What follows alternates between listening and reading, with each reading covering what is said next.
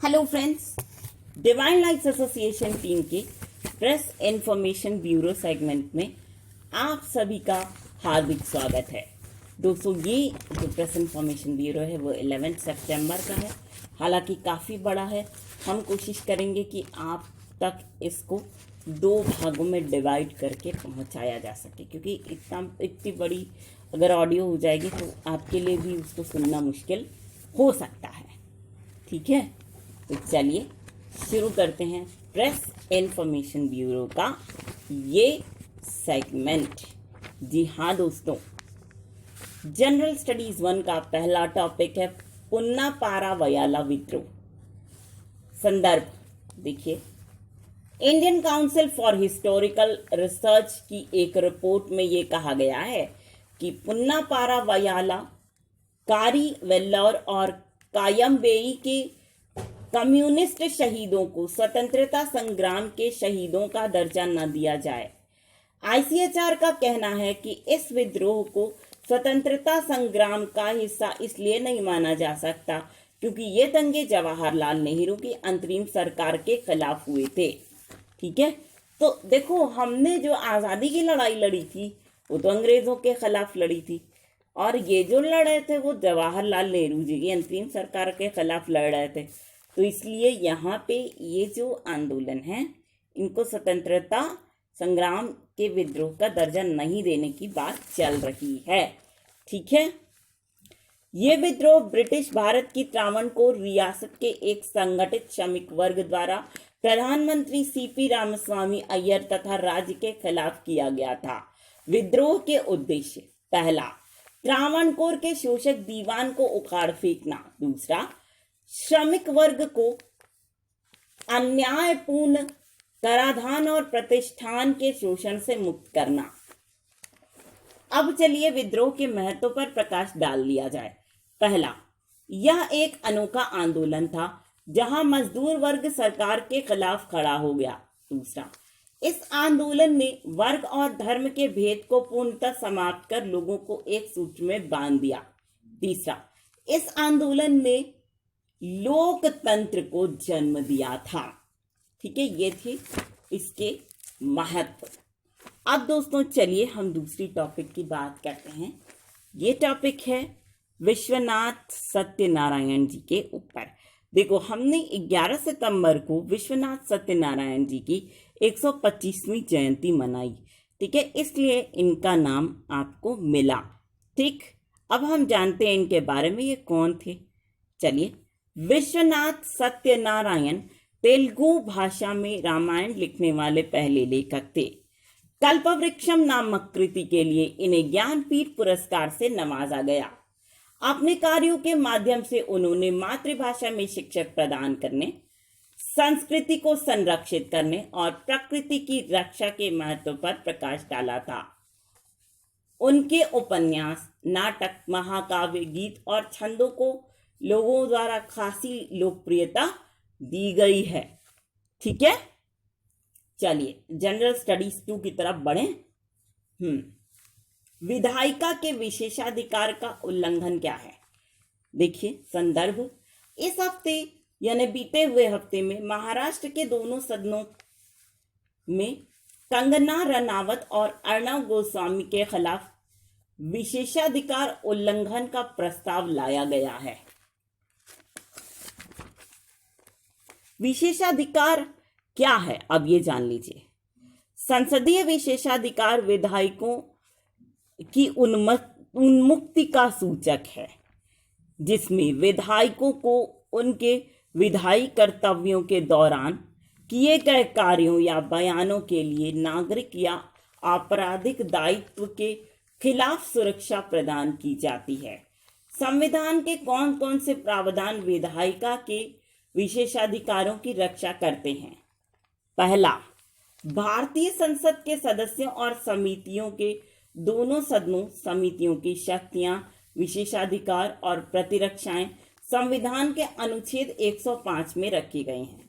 ठीक है, संसद से संबंधित।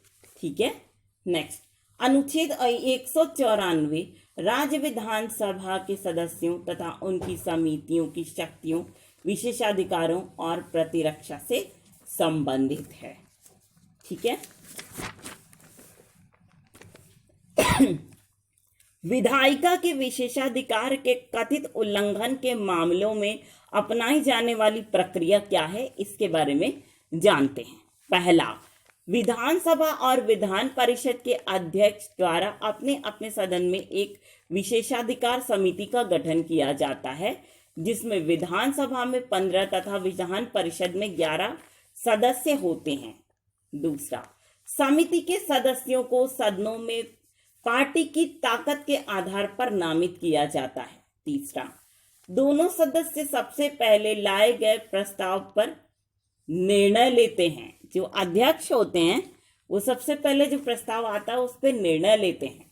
4, यदि प्रस्ताव प्रथम दृष्टि में ही उचित संख्या बल हासिल कर लेता है तो ऐसे में अध्यक्ष प्रक्रिया के निर्वहन के उद्देश्य से लाए गए प्रस्ताव को विशेषाधिकार समिति को भेज देता है। ठीक है। नेक्स्ट, तत्पश्चात समिति इस बात की जांच करेगी कि जिसके खिलाफ विशेषाधिकार उल्लंघन का प्रस्ताव लाया गया है, क्या उसने सदन के सदस्यों को अपनी भाषा और अभद्र व्यवहार से बेइज्जत किया या सदन के सदस्यों द्वारा उस व्यक्ति के सम्मान को ठेस पहुंचाने की कोशिश की गई है। नेक्स्ट, सदन की समिति जिसके पास अर्ध न्यायिक शक्तियां हैं वह सभी संबंधित लोगों से स्पष्टीकरण मांगेगी, एक जांच करेगी और राज्य विधायिका को उसके विचारार्थ निष्कर्षों के आधार पर सिफारिश करेगी, सुझाव देगी अपने। ठीक है। नेक्स्ट, विधायिका के विशेषाधिकार को भंग करने का दोषी पाए जाने वाले व्यक्ति के लिए क्या सजा है?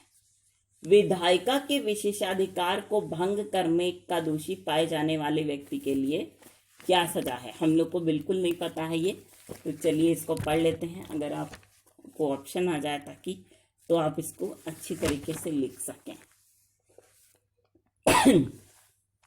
पहला, यदि समिति अपराधी को विशेषाधिकार के उल्लंघन का दोषी पाती है तो वह सजा की सिफारिश राज्य विधायिका से कर सकती है। दूसरा, सजा के तहत अपराधी को कारण बताओ नोटिस, चेतावनी तथा जेल की सजा देने का प्रावधान समिति द्वारा किया जा सकता है। ठीक है। नेक्स्ट, 5 स्टार विलेज स्कीम देखिए, इसमें क्या है, संदर्भ सुनिए। डाक विभाग ने देश के ग्रामीण क्षेत्रों में प्रमुख डाक योजनाओं के सार्वभौमिक कवरेज को सुनिश्चित करने के उद्देश्य से 5 स्टार विलेज स्कीम शुरू की है। यह योजना सबसे पहले महाराष्ट्र में पायलट आधार पर शुरू की जा रही है। ठीक है। सबसे पहले कहाँ शुरू हो रही है ये योजना? महाराष्ट्र में हो रही है। ठीक है।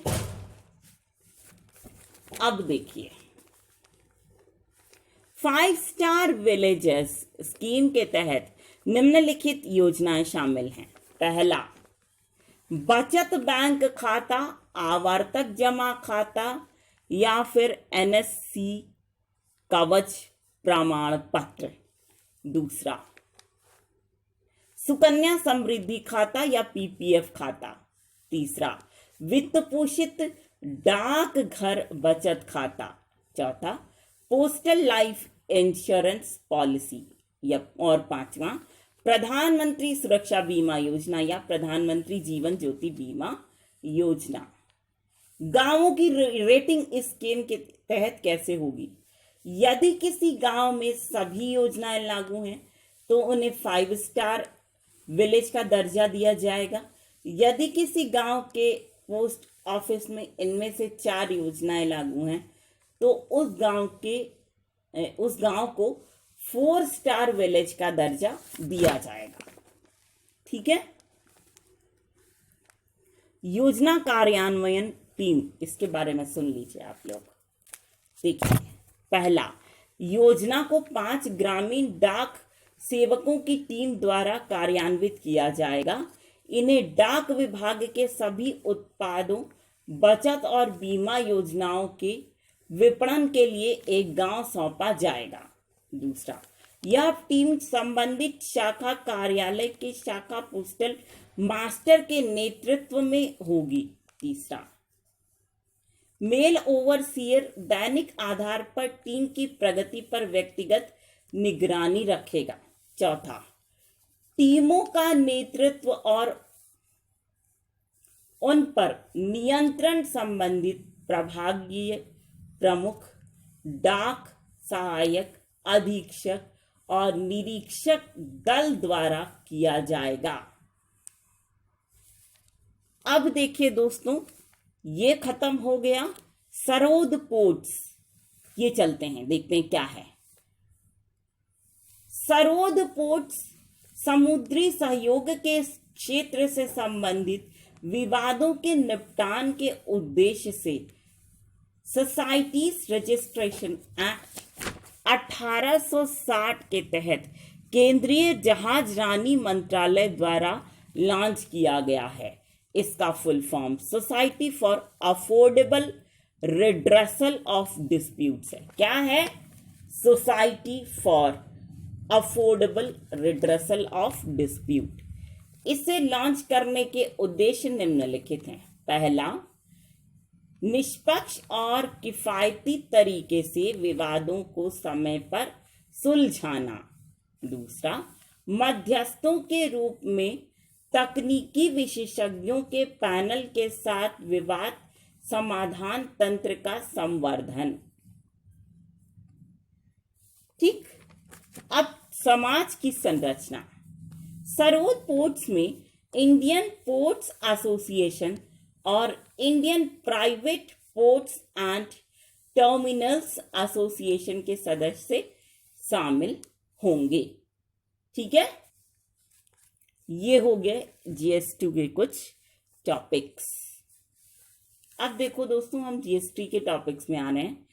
ईज 2.0 बैंकिंग रिफॉर्म इंडेक्स क्या है? EASE 2.0 banking reform index. सबसे पहले हम ईज का फुल फॉर्म जान लेते हैं। Enhanced access service excellence. क्या है? Enhance access service excellence. ठीक है, चलिए संदर्भ। हाल ही में सार्वजनिक क्षेत्र के बैंकों के प्रदर्शन का विश्लेषण करने के उद्देश्य से ईज संवर्धित पहुंच और सेवा उत्कृष्टता 2.0 बैंकिंग सुधार सूचकांक जारी किया गया था और सर्वश्रेष्ठ प्रदर्शन करने वाले बैंकों को सम्मानित भी किया गया था। इसे जनवरी 2018 में भारत सरकार और सार्वजनिक क्षेत्र के बैंकों द्वारा संयुक्त रूप से लॉन्च किया गया था। इसे इंडियन बैंक्स एसोसिएशन द्वारा अस्तित्व में लाया गया तथा इसकी स्क्रिप्टिंग बोस्टन कंसल्टिंग ग्रुप द्वारा की गई। इस एजेंडा क्लीन और स्मार्ट बैंकिंग को संस्थागत बनाने के उद्देश्य से पेश किया गया था। इस सूचकांक में सार्वजनिक बैंकों के प्रदर्शन को बैंकिंग उद्योग के 120 उद्देश्यों की मैट्रिक्स के जरिए मापा जाता है। ईज 2.0 क्या है? यह ईज 1.0 की नींव पर आधारित है। इसे सुधार यात्रा को अपरिवर्तनीय बनाने तथा इन सुधारों से संबंधित प्रणालियों और प्रक्रियाओं को मजबूत करने के उद्देश्य से लॉन्च किया गया है। ये 6 विषयों के एक्शन पॉइंट्स पर आधारित है और ये 6 विषयों की सूची इस प्रकार है। पहला, जिम्मेदाराना बैंकिंग। दूसरा, ग्राहक की जवाबदेही। तीसरा, क्रेडिट ऑफटेक। चौथा, उद्यमी मित्र के रूप में पीएसबीएस और एमएसएमई के क्रेडिट प्रबंधन के लिए सिडबी पोर्टल। 5वां, वित्तीय समावेशन और डिजिटलाइजेशन। 6, प्रशासन और मानव संसाधन। ठीक है, या शासन और मानव संसाधन। नेक्स्ट, सार्वजनिक क्षेत्रों के प्रदर्शन मार्च 2019 से मार्च 2020 तक सार्वजनिक क्षेत्र के बैंकों के स्कोर में 37% का इजाफा हुआ है। देखिए, हम यहाँ पे जांच रहे हैं प्रदर्शन कैसा है। तो मार्च 2019 से मार्च 2020 का अगर आंकड़ा देखते हैं तो इनके ये जो सार्वजनिक क्षेत्र के बैंक हैं इनके स्कोर में कितने प्रतिशत का इजाफा दिख रहा है? 37% का इजाफा दिख रहा है। ये आपको पता होना चाहिए। और आपके करंट अफेयर्स के जो भी कॉम्पिटिटिव एग्जाम्स होंगे जिसमें जीके आएगा, सब में ये चीज पूछी जा सकती है। इस सूचकांक के तहत बैंक ऑफ बड़ौदा, एसबीआई और ओरिएंटल बैंक ऑफ कॉमर्स को टॉप परफॉर्मिंग बैंक्स का खिताब प्राप्त हुआ। Bank of Baroda first, SBI second और Oriental Bank of Commerce third. ठीक है, Bank of Baroda first, SBI second, Oriental Bank of Commerce third. जबकि Bank of Maharashtra, Central Bank और कॉरपोरेशन बैंक को टॉप इम्प्रूवर्स का खिताब दिया गया। ठीक है, चलिए ये भी खत्म हुआ है दोस्तों। अब नेक्स्ट टॉपिक है cable TV networks regulation act 1995। ठीक है, अब देखो ये क्यों आया। बड़ा विवादित टॉपिक है, लेकिन फिर भी चूंकि पूछा जा सकता है यूपीएससी के एग्जाम्स में, इसलिए पढ़ रहे हैं इसको। अदरवाइज ऐसे जो कंटेंट्स होते हैं दोस्तों, आपको पता होगा कि हम जनरली इसको नहीं कंसिडर करते हैं लेने में। ठीक है, संदर्भ है, सरकार ने सुदर्शन न्यूज चैनल को एक विवादित कार्यक्रम को प्रसारित करने की अनुमति दी है, क्योंकि चैनल के उस कार्यक्रम का उद्देश्य जिहादियों द्वारा भारतीय प्रशासनिक सेवा में घुसपैठ करने की साजिश का खुलासा करना है। सूचना एवं प्रसारण मंत्रालय की ओर से यह कहा गया कि यह मंत्रालय किसी कार्यक्रम को ना तो पूर्व सेंसर कर सकता है और ना ही इसे प्रसारित होने से रोक सकता है। ठीक है, ऐसा इसलिए है क्योंकि भारतीय प्रसारण नियम टीवी कार्यक्रमों की पूर्व सेंसरशिप की अनुमति नहीं देता, जबकि फिल्म और फिल्म ट्रेलर्स केंद्रीय फिल्म प्रमाणन बोर्ड से प्रमाणित होती हैं। ठीक है, फिल्मों के पूर्व प्रसारण पर रोक लगाई जा सकती है ना, बोला जा सकता है कि इसको मत करो। ठीक है, सेंसर किया जा सकता है, लेकिन टीवी कार्यक्रमों को नहीं किया जा सकता है। मुद्दा क्या है? देखिए, सुदर्शन न्यूज द्वारा जारी किया गया कार्यक्रम संबंधी एक ट्रेलर सामने आया, जिसमें कथित षड्यंत्र को नौकरशाही जिहाद और यूपीएससी जिहाद कहा गया।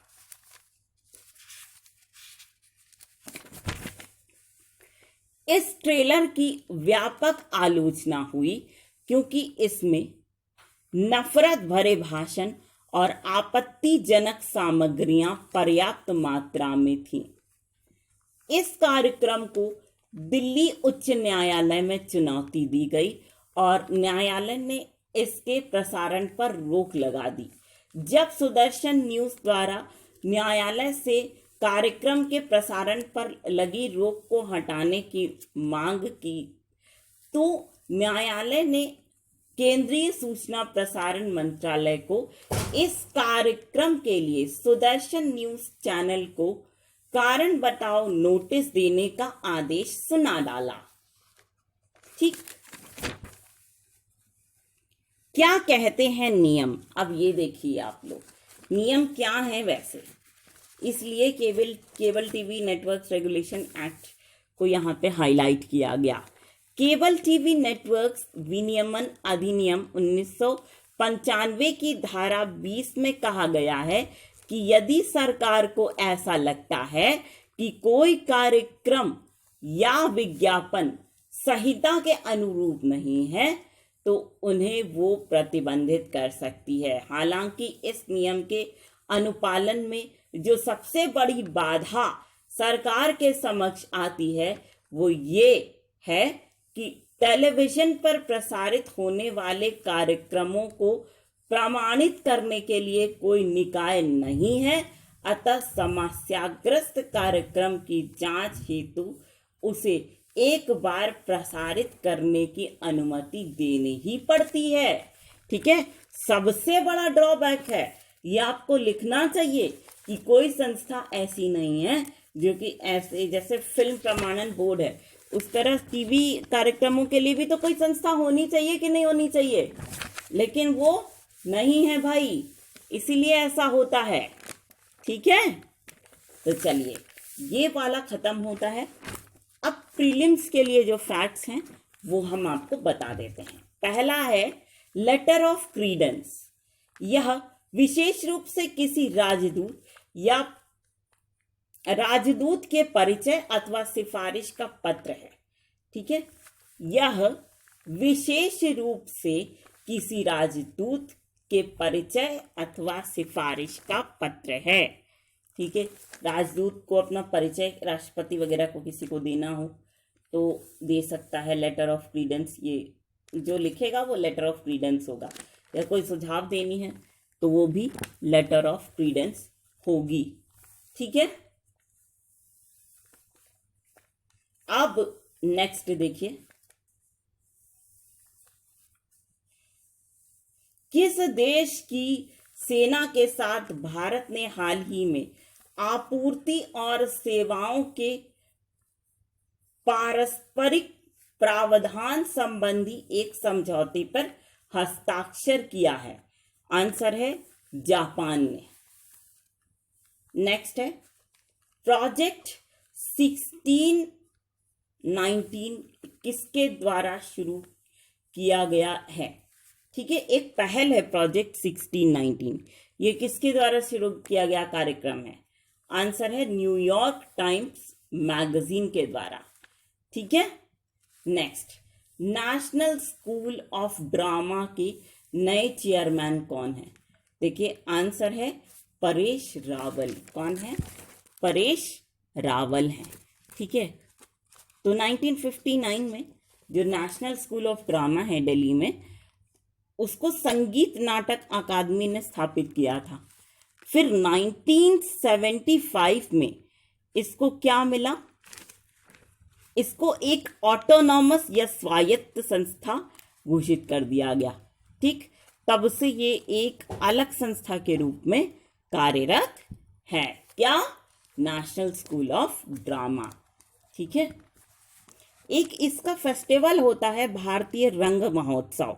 तो ये एशिया का सबसे बड़ा थिएटर फेस्टिवल होता है।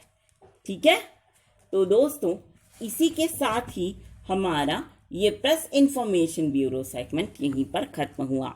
लेकिन फ्रेंड्स, हम आपसे एक रिक्वेस्ट ज़रूर करेंगे, वो ये कि आप सभी लोग इस सेगमेंट को दिल खोल करके एंजॉय कीजिए और साथ ही इसे उन लोगों तक ज़रूर से ज़रूर पहुंचाने की पूरी कोशिश कीजिएगा। My most dearest of the dearest friends, जो लोग इंटरनेट फैसिलिटी का लाभ नहीं उठा पा रहे हैं, है ना, तो इसी छोटे से रिक्वेस्ट के साथ हम आप सभी के ढेर सारे प्यार, जुनून, जज्बात और कड़ी मेहनत के साथ साथ आप सभी की उस कोशिश को भी दिल से सलाम करना चाहेंगे, जिसकी बदौलत ना सिर्फ आप सभी नई नई ऊंचाइयों को छू रहे हैं, बल्कि साथ ही आप सभी हर क्षेत्र में अपनी योग्यता का परचम लहरा पाने में भी भली भांति सक्षम है। दोस्तों, इसी बात के साथ और इसी गर्व की भावना को अपने मन में संजोए हुए एक बार फिर पूरी डिवाइन लाइट्स एसोसिएशन टीम की ओर से हम आप सभी को कहना चाहेंगे दिल से प्यार भरा नमस्कार।